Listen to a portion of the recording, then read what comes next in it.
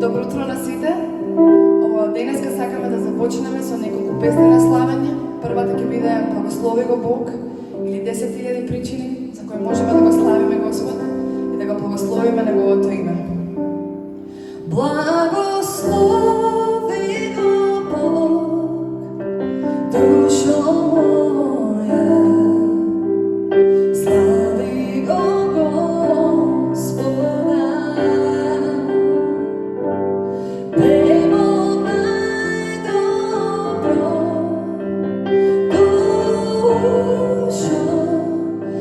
Слава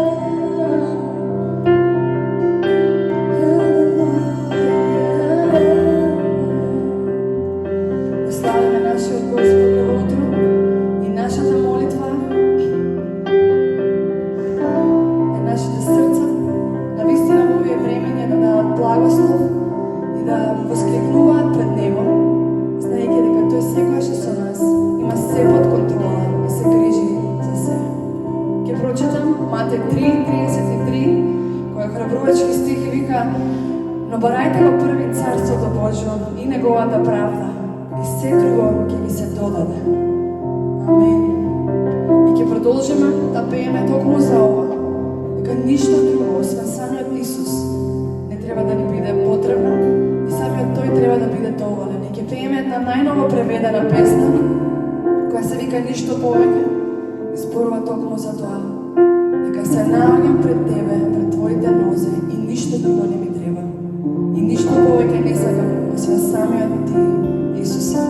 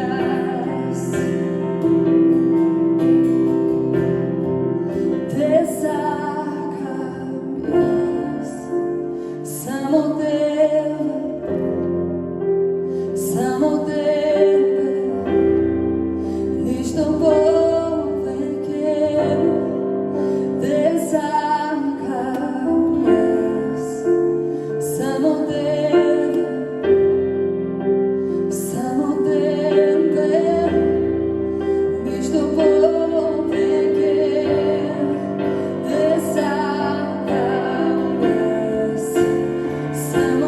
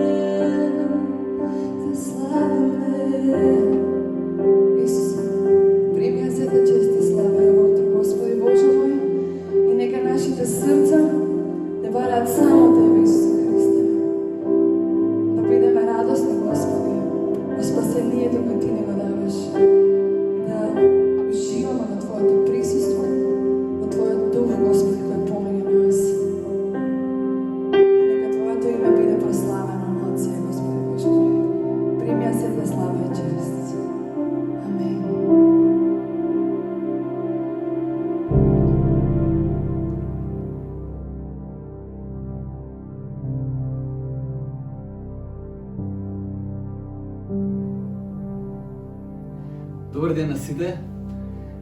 Денес, недела, сабајле, ја почнуваме нашата нова серија проповеди која ќе не води до Великден.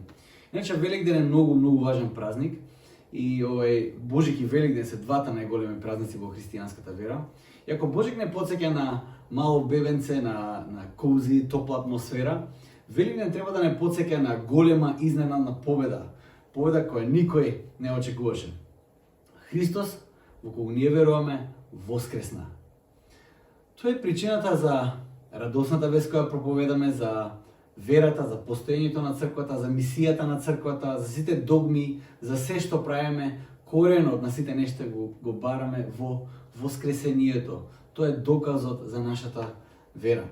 Како што апостол Павле вели, ако Христос не воскреснал, тогаш треба сите луѓе од цел свет да не жалат најмногу нас христијаните, затоа што нашата надеж е положена во погрешно нешто.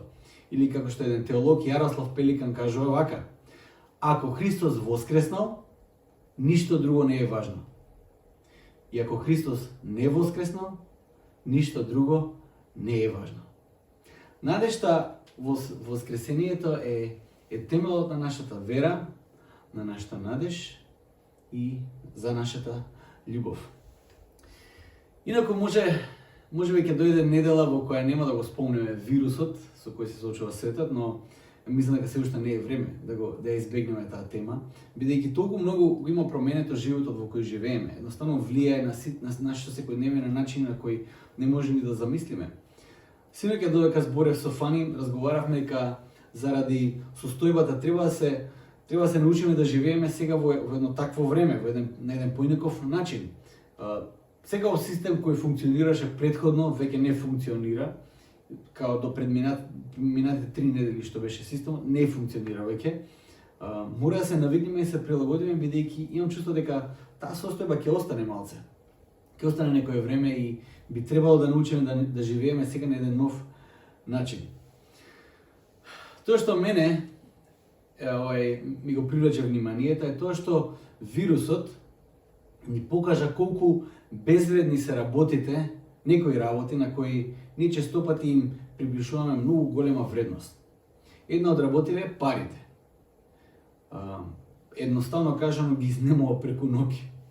Како Христови следбеници ние честопати кажуваме дека и со зборови тоа го изјавуваме дека нашата најголема надеж е Христос. И тоа го веруваме. Ние не гледаме сигурноста во парите или во било која друга материјална сигурност, материјални добра. Кажуваме дека сите материјални добра може да ги снема преку ноги. И додека тоа го кажуваме со зборови, тешко можеме да замислиме дека тоа може навистина да се случи, дека се живот што имаме, се живот што сме заработиле може да го снема преку ноги, не само кај нас, туку и насекаде по светот. Вирусот зададе страшен удар. Навистина е тажно кога ќе се види дека тоа што луѓе го заработувале со години, веројатно сега го снемува со денови. И тоа е реалноста. Јас имам доста пријатели со кои разговарам, бизнисмени, кои едноставно ја кажуваат реалната ситуација и се во проблеми, во вистински проблеми се. Друга работа е работата. Секој од нас доколку е вработен, се најдам дека повеќето сте, на работа поминува најмалку 8 часа дневно. Тоа е отприлика 1/3 од нашиот живот. Поминуваме на работа. Посебно ако се работи за градење на некаква кариера, се поминуваат многу повеќе од 8 часа и многу повеќе од само време на таа работа. Се вложува се вложува во знаење, во занаетот, каков и да е. Многу се вложува во таа кариера да се напредува. Тоа што е интересно сега дека гледаш дека за некој од вас, колку и фирмата да ве вреднува и да ве чува, ќе може да ве задржи уште месец-два. Но како одминува времето, нема да може да се дозволи да вреднува работа што си ја вложил до тој момент. Не може да си дозволи, не може да си дозволи да те плати. Може би ќе понудат нешто помалку само за да те задржат во тимот.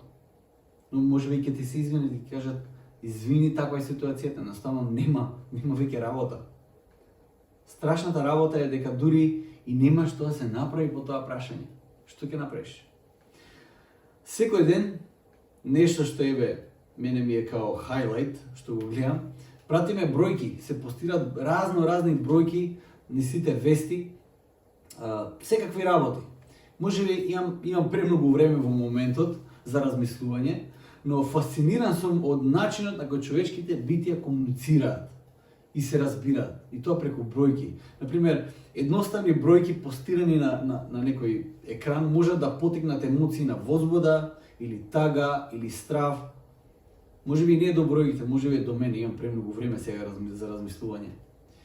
Една од бројките кои беа интересни е бројката која Америка ја објави како помош за економијата. Објавија бројка од 200 милиарди долари. Јас теоретски знам како се пишува таа бројка, ама не знам што тоа представува, што значи тоа во помош, во реална помош. Што значи 200 милиарди долари. Голема бројка е тоа. Гледаме бројки на донирани маски. Славните веќе се активираат, овие богатите што се кажуваат колку маски донирале, колку овие респиратори за дишење, колку многу работи донираат и сите тие се огромни бројки, милиони донираат во борба против вирусот. И тоа се сите импресивни бројки кои можеме да ги видиме. Но далеко пред сите бројки, бројките кои имаат голема важност се бројките на новите заразени од вирусот, а пред се бројката на починатите во последните 24 часа. И тој мониторинг се следи секој ден од повеќето од нас. Едноставно има бројки кои се премногу важни. Важноста на останатите бројки паѓа во сенка. Тој факт покажува што ние луѓето најмногу вреднуваме. Најмногу го вреднуваме животот и најголемиот непријател сепак од секојаш бил и ќе остане смртта. Едноставно не сакаме да прифатиме смртта како наша крајна цел. Не сакаме да ја ставиме смртта во категорија да има смисла за нешто. Смртта е нашиот најголем непријател. Тоа станува факт од самиот почеток на библискиот текст. Во суштина, непослушноста према Бог, така оди приказната од самиот почеток, резултираше токму со последицата на распадливоста и смртта. Тука сега во овој момент се поставуваат големите прашања. Големите прашања насочени кон црквата, кои можеме ние тешко да се соочиме со тие прашања или барем не би требало лесно да ги отпишеме тие прашања и едноставно да дадеме можеби едноставни безчувствителни одговори на тие прашања. Прашањето кое се поставува е следното: каде е Бог кој има толку многу болка? Како Бог одговара на злото на кое ние сме сведоци? Овие прашања не активираат не само умствено и академски, туку не активираат и емотивно. И тоа е, да кажеме, еден од проблемите на тие прашања. Можеби и еден од решенијата на тие прашања. Голем дел од прашањата можеме да ги разговараме дистанцирани од емоциите, за догмите, за што и да е. Но не и ова прашање. Затоа внимателно треба се пристапи во одговарање на овие прашања и со понизност, останувајќи свесни дека и покрај сите наши обиди да дадеме најдобри одговори што можеме да дадеме, голем дел од тоа што треба да го разбереме ќе остане мистерија за нас. Едноставно ќе остане непознато за нас се до денот докога ќе увидиме Христос во новото небо, во новата земја. На самиот почеток можеме да видиме дека падот на човекот во грев резултираше со насочување на целото создание кон распадливост. И покрај сите карикатури кои му се припишуваат на Бог во Стариот Завет, како Господ делувал таму, сепак многу рано во библискиот текст можеме да видиме како Бог реагира на одлуката која човекот ја донесе да живее своеглаво и подложен на распадливост и смрт. Еден од раните библиски текстови кои мене ме фасцинираат и ме предизвикуваат многу тага е текстот на самиот почеток на Библијата, значи веќе во 6 глава во книгата Битие, 5 и 6 стих, таму вели вака: има еден страшен опис на состојбата на созданието на човекот и како Бог реагира на сето тоа. Вели вака: и Господ виде дека лошотиите меѓу луѓето на земјата се умножуваа и дека сите мисли и помисли во срцата нивни беа зли во секое време. По-апсолутна изјава од ова нема. И текстот вели понатаму вака: и се покаја Господ, што го беше создал човекот на земјата, па се натажи во срцето свое. Господ се покаја што го создаде човекот на земјата. Господ го гледа човекот, ја гледа неговата состојба, гледа во што се гуши човекот, како распаѓа тоа што го создаде, тоа што тој го создаде кој беше добро. Самиот Господ кажа дека се што создаде беше добро. Кога го создаде човекот, Господ го гледа и вика многу добро. Но сега Господ го гледа човекот и целото создание како се распаѓа. Господ го гледа тоа, буквално се кае и размислува, човекот не беше создаден за да го прави тоа што го прави. Бог пати заради своето сознание. Знаците на распадливост и смрт се гледа дека извираат од едно место, а тоа е срцето на човекот. И тие знаци укажуваат на апсолутна распадливост, бидејќи вели дека сите мисли и помисли им беа зли во секое време. Тоа е една страшна и апсолутна изјава. Но гледаме Бог како татко на своето создание тажи за состојбата во која се наоѓа човекот. Нажалост, кога луѓето ќе го постават прашањето, а каде е Бог во светот, кога има болка, тоа прашање пред се за мене подразбира една работа. А каде е црквата во светот, кога светот е во болка? Како реагираат оние кои се Божји деца во ситуации кога светот страда? Каде треба да биде црквата во средиштето на овој ураган? Честопати црквата е винува за тоа што Ганди во Индија го увидел, и се парафразирам. Ганди рекол вака: Христос е супер, ама проблемот е што христијаните воопшто не личат на Христос. Божјата поставеност ќе ја видиме во две нешта. Како Бог постапува со тие кои се во болка и каде е тој кога светот е во болка. Тие две нешта сакам да ги видиме од овие текстови од Библијата кои сега ќе ги исцрпиме и ќе ги читаме. Во Псалм 147, 3 и 6 стих се провлекува еден лајт мотив кој можеме да го најдеме речиси низ целиот завет, Стар Завет. Таму вели вака: Тој, се мисли на Бог, ги исцелува ранетите души и ги преврзува нивните рани. И 6 стих вели вака: Господ ги подига понизните, а на земјата ги соборува злите. Тој е близу до оние со скршено срце. Во Стариот Завет теолозите зборуваат за една тема која се провлекува, како што кажав, низ целокупниот текст. Тој јазик кој се појавува во речисите книги се вика деутрономистички јазик. Тој како лајт мотив кој се појавува повторно и повторно од Петокнижието до крајот на Стариот Завет. А тој мотив тој јазик има еден мотив кој се појавува, се вика грижата за сиракот, придојденикот и за вдовицата. Во свет и во време кога милоста како категорија не постои, Господ го вреднува тоа однесување на својот народ. Грижата за сиракот, за придојденикот и за вдовицата. Тоа е тема која се провлекува низ целиот Стар Завет, а која е толку очигледна преку действувањето на Исус во Новиот Завет. Тоа што е навистина фасцинантно е тоа дека моментот кога Бог е задоволен од своите деца и ги прима кај себе, не е моментот на тоа кога тие се совршени, кога се навруват на планината, туку моментот кога тие доаѓаат понизно пред Него на колена и се каат. Обично не се каеме за убави работи, нели?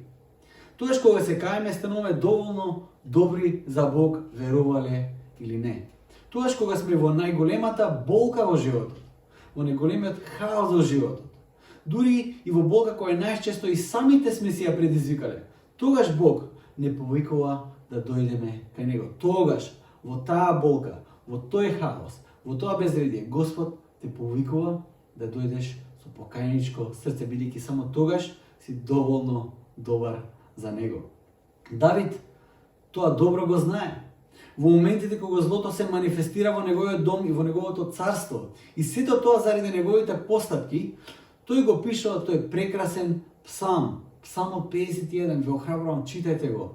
Ако навистина имате проблеми во вашето срце, патите од нешто во животот, разочарани сте, не се чувствувате добро, читајте го тој псалм. Ако некој псалм треба да ви донесе надеж, токму тој е Псалмот 51. Давид пишува вака: зашто ти во жртви не уживаш. Јас би ги принел, но жртви палени ти не сакаш. Жртва на Бога е духот покајнички, покајано и понизно срце Боже не презираш. Одговорот на прашањето каде е Бог? Одговорот е тој е во средината на таа болка. Исус тоа го покажа на неверојатен начин. Пророкот Исаја тоа го видел многу пред Исус да дојде. Едно 7 века пред Исус да дојде на светот, Исаја тоа го пророкува за Божиот слуга. Е многу познат дел од неговата книга, Исаја 53 глава, 3 до 5 стих. Целиот овој дел од Исаја, од пророкот Исаја, посветен на Божиот слуга, но јас ќе прочитам само неколку стиха.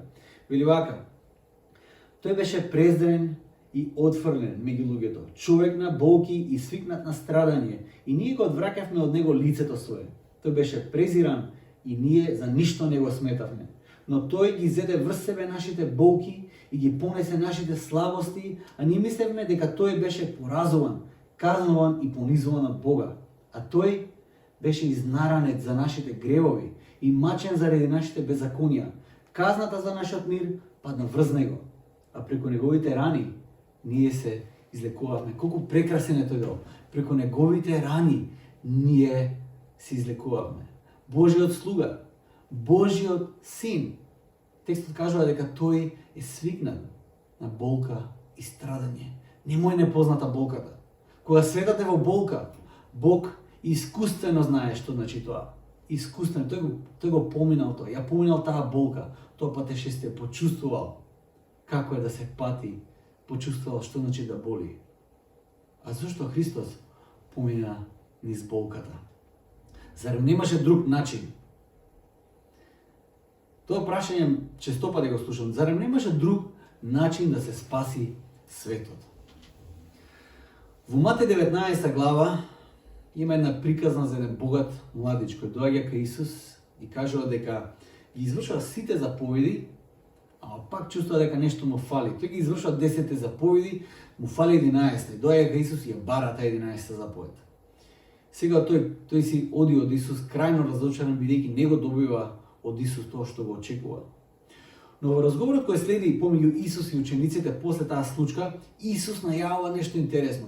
Исус најавува обнова на сите нешта. Нов свет за оние кои го следат Него. Овој свет Исус како да го става во сенка на новиот свет. Случајот со богатиот младич ја открива таа важна работа. Проблемот е многу подлабок од колку што изгледа. Што да кажеме за крстот? Крстот беше единствениот начин да се реши суштинскиот проблем на човекот. Човекот немаше никакви шанси доколку Исус не го решеше тој внатрешен проблем, местото од каде извираше проблемот на распадливоста. Нашите најдобри намери извираат од срцето. И срцето заигрува секогаш кога ќе слушам приказна во која некој помогнал на некого или приказна во која се гледа, се отсликува љубовта, се открива љубовта. Но срцето на човекот има и мрачна страна. Исус открива што се излегува од срцето кога тој зборува за срцето. Тој не штеди зборови. За какви се работи се наоѓаат во срцето на човекот. Во Марко 7 глава 21-22 стих вели вака: зашто однатре, тој Исус го кажува, од срцето човечко излегуваат лоши помисли, прелюбодејствија, блудства, убиства, кражби, лакомства, лукавства, пакости, злоби, око завидливо, богохулство, гордост, безумство. Сето тоа зло од внатре излегува и го осквернува човекот. Знаете, кога е светлина, може би излегуваат убавите нешта, кога сме на некаков рефлектор, кога сме веќе на некој спотлайт, како да кажам. Но кога ќе дојде темнината, едноставно срцето го врти лицето, излегуваат многу многу работи кои можеби не ни очекуваме да излегуваат од нас. Тука е главниот проблем. Понекогаш сме наивни и поставуваме едноставни прашања за длабоки проблеми. Тоа честопати ме потсетува на моите ќерки. Мојата помала ќерка Хана мисли дека фластерот е решение за секоја болка. За се, фластерот е решение кога ќе се удри, кога нешто ќе ја боли, сака фластерче затоа што верува дека тоа ќе ја помогне. Тоа мене ме асоцира на тоа колку само често ние го бараме решението во фластерот. Коренот на болката е во распадливоста која е резултат на гревот, а чија конечна состојба е смртта. Тука фластерот говори не помагаат. Може само повеќе и повеќе болка да нанесат. Во овој случај секое наше решение за ова сегашно создание, тако како што е, не помага. На длабока рана, на тумор, фластер не иде. Отприлика сите решенија кои мислиме дека ќе го донесат овој сегашен свет во подобра состојба е како фластер залепен на длабока рана. Потребен е хируршки зафат. Токму тоа Исус и го прави. Гревот ја донесе распадливоста и сите последици на распадливоста се страдањето, болката и во конечно смртта. Исус дојде да го реши тој проблем, бидејќи тука е коренот. Решението кое Исус го вели, кое Исус го нуди, не е нов закон, туку ново срце. Новиот закон е еквивалент на некој духовен фластер. Новото срце е веќе друга работа. Делото на крстот и воскресението ја најави долго очекуваната обнова на целото создание. Исус воскреснатиот е првиот плод на тоа ново создание и тоа е неговото ветување за сите тие кои го следат него верно. Тој е првиот плод на таа духовна обнова, на таа целокупна обнова и таа обнова тој ја верува на сите негови деца, на сите негови следбеници. Кои ќе не прашаат, а каде е Бог кога има болка и страдање? Тогаш треба да покажеме на едно единствено место, а тоа е на Голгота, на крстот. Токму таму е Бог. Тоа е одговорот кој Бог ни го даде во центарот на болката, искажувајќи ја совршената, самопожртвувана љубов на крстот. Каде е Бог кога светот е во болка?